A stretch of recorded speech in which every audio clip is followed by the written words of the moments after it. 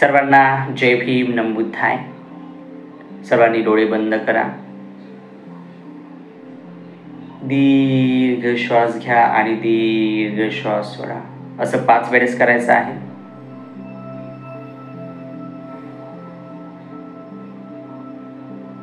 कमीत कमी 30 सेकंद, एक मिनिट करायचं आहे. आपण सुरुवातीला धम्मपदातील पहिली गाथा बघितलेली होती. आता आपण दुसरी गाथा बघणार आहोत. मनोपुबगमा धम्मा मनोसेठा मनोमया मनसाचे प्रसन्नेन भासती वा करोति वा ततोनं सुखमन्वेति छाया एव अनपायिनी. म्हणजेच मन हे सर्व गोष्टींपेक्षा पहिले आहे, मन श्रेष्ठ आहे आणि मनानेच त्या निर्माण होतात. जर कोणी शुद्ध मनाने बोलतो किंवा कृती करतो तर सुख त्याच्या मागे लागते. जशी सावली मनुष्याच्या पाठीमागे लागत असते आणि सावली कधीही मनुष्याची साथ सोडत नाही, तसंच सुखही मनुष्याचं साथ सोडत नाही. आपण या गाथेचं थोडं विश्लेषण बघूया. मनोपुबगमा धम्मा म्हणजेच सर्व अनुभव, कृती आणि परिणाम मनापासूनच सुरू होतात. मन हे सर्व गोष्टींचे मूळ आहे. मनोसेठा मनोमया मन सर्वश्रेष्ठ आहे आणि सर्व काही मनानेच निर्माण होते.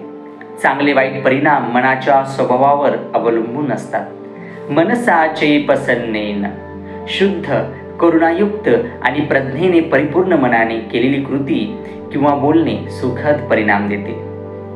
सुखमन्वेति छाया एव अनपायिनी.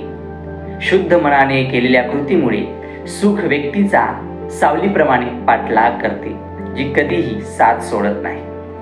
ही गाथा मनाच्या शुद्धतेचे आणि कर्मसिद्धांताचे महत्त्व अधोरेखित करते. शुद्ध मन लोभ, द्वेष, मोहापासून मुक्त करते. करुणा, प्रेम, प्रज्ञेने युक्त असते. अशा मनाने केलेल्या कृती सुख आणि शांती निर्माण करतात. सावलीची उपमा सुखाच्या स्थायित्वाचे प्रतीक आहे. ध्यान, आत्मजागरूकता आणि नैतिकता यामुळे मन शुद्ध राहते, ज्यामुळे वैयक्तिक आणि सामाजिक सुसंवाद वाढतो. दैनंदिन जीवनामध्ये याचा उपयोग करताना राग किंवा द्वेषाऐवजी करुणेने विचार आणि कृती केल्यास आंतरिक शांती मिळते. प्रामाणिकपणा आणि सहानुभूतीमुळे सुखी जीवन आणि सामाजिक विश्वास निर्माण होतो.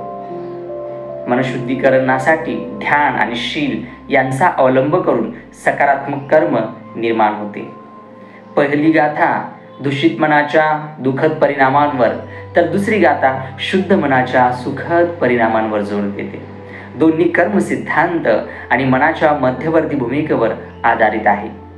ही दुसरी गाथा शुद्ध मनाच्या सामर्थ्याची आणि सकारात्मक कृतीच्या सुखद परिणामांची जाणीव करून देते. शील, समाधी आणि प्रज्ञा याचा अवलंब करून सुखी नैतिक जीवन जगता येते. सर्वांना धन्यवाद. जय भीम, नमो बुद्धाय.